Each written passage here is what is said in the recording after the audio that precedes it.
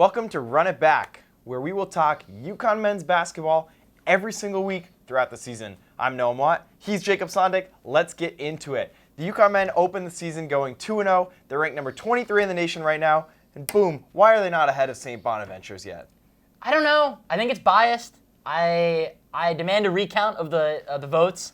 And St. Bonaventure limped with Canisius, and we had no trouble blowing out our teams. They're cupcakes for a reason. Yeah, cupcakes. It's cupcake season, and it's not fun.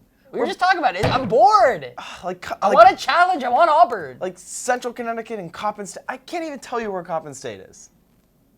I should have looked it up. I didn't even look it up. I have no idea. It wasn't fun. And now, LIU Wednesday. Woo! Let's go. Awesome. No, I don't care. I mean, that's cool, though. We're going to go, because, yeah, come on, what else are we doing? Derek Kellogg and Dan Hurley are like buddy-buddy. So. Fun podcast with their wives. But UConn beat CCSU 99-48. It was a laugher. Covered the spread. Then they beat Coppin State at XL on Saturday. Didn't cover the spread. Didn't cover the spread. 89-54. I was in Clemson. Talk about recount, stop the count. Brian Bruton scored the touchdown on the opening kickoff. They announced it at the game. We were at the game, and they said, UConn football is taking a 7-0 lead. We're all like, yeah. And then deep down, we're like, oh, that's it. Like, they're not scoring. Hey, that was a good start. That was fun. Yeah. Stop the count there. You know? Anyways, like we said, sorry. It's okay. UConn moved up to number 23 in the rankings. It's all right. They started at 24. It's all good. Progression. The climb, that's what Hurley does. He just climbs. Not really an opportunity to rise this week, play LIU. But then next week, it's Charleston. So they got LIU Wednesday. You mean Atlantis? Atlantis. Sorry, I'm stuck in 2019. You're stuck in the past. It's okay. It's a long week, and it's only Monday. So they got LIU Wednesday. They got Binghamton Saturday. They got to go 2-0. They will go 2-0. Okay. That'd be dreadful. Adama Sanogo. Pretty Big good. East honor roll. Pretty good.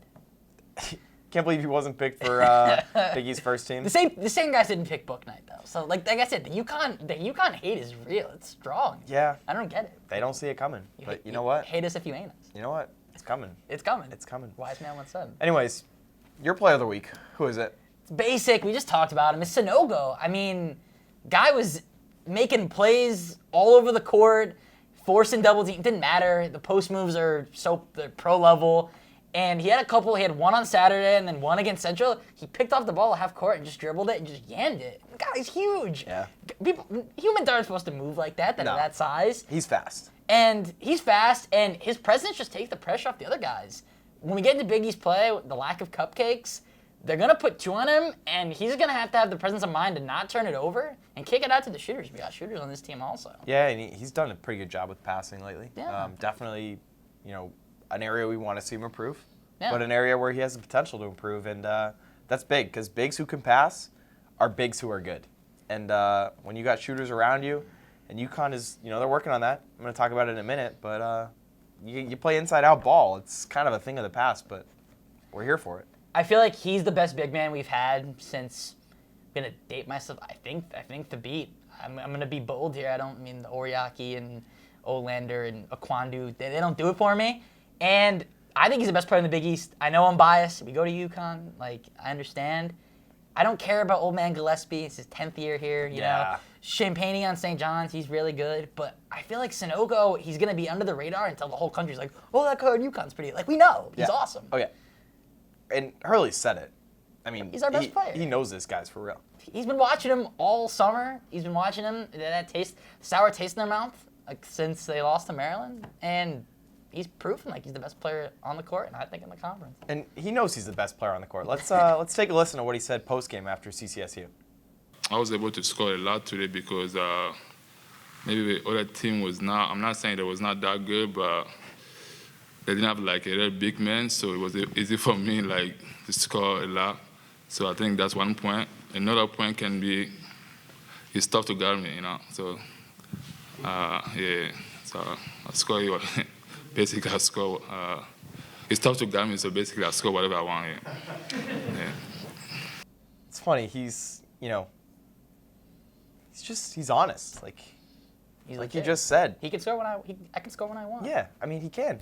Give him the ball, he's going to score 9 out of 10 times. Yeah. Or 9 out of 12 in Yeah. case You over the know. weekend. But Close enough. for me, it's got to be Adama Sanogo too, but I think Jalen Gaffney is probably the player I'm most intrigued by right now. Third-year guard. You know, probably going to be here for 4 years. That's what most people expected when he came in. He's 5 of 8 from deep this year. And that's a small sample size, but That's huge. His stroke looks good. Mm-hmm. He's averaging 21 minutes a game, 10.5 points per game. You double that, that's over 20 points per game per 40. It's pretty good. It's pretty good. I'm not mad about that. I think Gaffney, I mean, we've seen him progress. I mean, his first year here, he was timid. He wasn't getting a ton of minutes. Last year, he became like more of a leader, more of like the primary ball handler. And this year, he's looking great. He's playing great defense. Like you say, shooting the ball well, and like he's creative around the rim. He had a couple tough takes, and if he's giving them 10.5 a game, I mean, I don't know if that will continue because other guys want to score, but that's a promising sign, in my opinion. UConn point guards, we know there's history there, you know? It's their guard program. It's got 11 assists and 5 steals too. Those are good numbers. Definitely. You know, I'm looking for Gaffney to be that sixth guy, be the first guy off the bench every game. That's got to be his role 100%. because he's good enough for it. And another guy who's really settling into his role is Akok. He looks great. Just feels good to see him smiling and playing good defense. And because last year, like, the minutes weren't really there because we don't know how healthy he was. And I mean, that's a tough injury for a guy that size. Yeah. But he's looked awesome. I mean, he's shooting threes. Like, if he's shooting threes, like, watch out. Let's go best thing you saw this week. Sticking with him, the last two guys we were talking about, the Gaffney lob to Akok was awesome. Threw it up there. Cook had a big grin. The crowd, he's a fan. Cook's a fan favorite. He's been there. He's been it since he came here in 2019. Just seeing, like, that was my moment. I'm like, all right, this guy's back.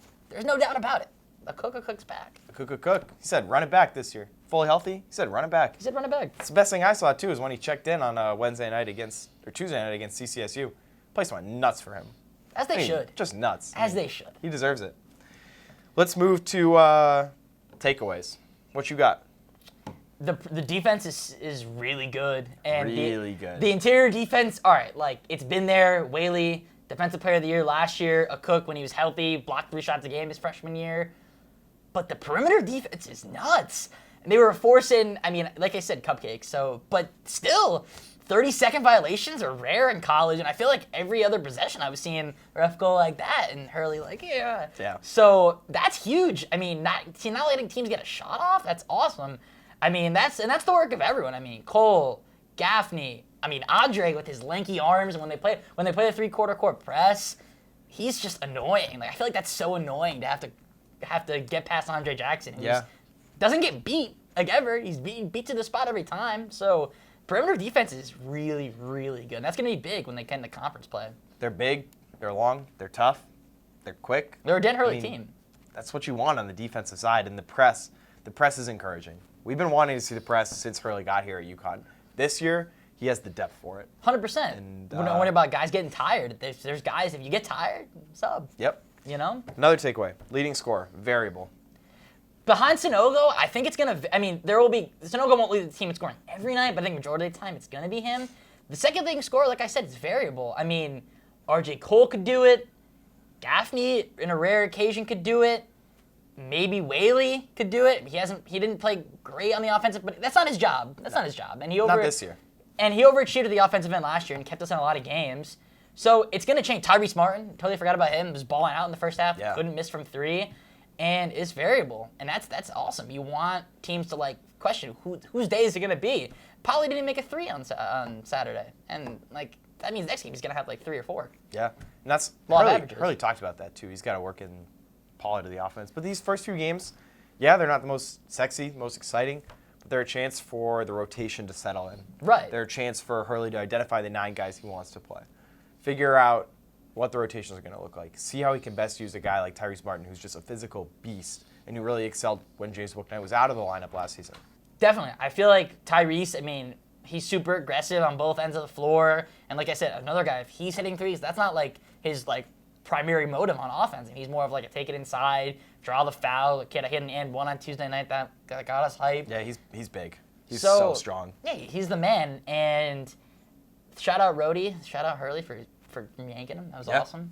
I mean, because who knows what this team would look like. Like I said, he cared a lot of the load when Book Night went down. And like Book Night going down last year was like not awesome, but it was great for this team because he's in Charlotte. I mean, they got to play him more, but whatever. That's a whole different topic. But now there's not a one, like, besides Sanogo, there's not one guy that they give the ball and be like, everyone clear out. They don't have that guy this year, and that's okay. So I think the best college basketball teams don't have that guy, like, honestly. Yeah. So UConn's got, like we said, LIU Wednesday, Binghamton Saturday, Gamble, LIU, XL, Binghamton. You going to be there? I'll be there. I mean, I want to run it back. Big East, I need to get mentally prepared. I'm not there yet. Central and Coppin State didn't do it for me, man. I mean, it was fun. It was fun being good to be back. back. Oh, man, I mean, after the first night thing, that was awful. Oof. Yeah, at least the hoops worked. Yeah. That's big. The Big East in general, I mean, off to an okay start. A lot of subpar first half performances, and Villanova didn't win at UCLA, which was a bit of a bummer for the Big East. But got the Gavitt gains going on right now. That's a lot of opportunities for some big quality wins, and we'll see. It's early. It's early. I mean, Georgetown lost to Dartmouth at home. Like, yeah, it's early. But, like, that's the thing with cupcakes. You got to eat them. Can't play with your food like Georgetown did. Can't do that. Can't lose to the Ivy League like that. Come on. Nope. Epitome of brutality. That is, That is the epitome of brutality, folks. Well, thanks for tuning in to Run It Back. For Jacob Sondik, I'm Noam, and we'll see you next week for a Thanksgiving special. Might be at home. Might run it on Zoom. On Zoom. But we'll be there. We'll be there. All right. All right. Sounds good. Ready for Atlantis. It's going to be a battle. Yeah, I wish we were there. Good one. See ya.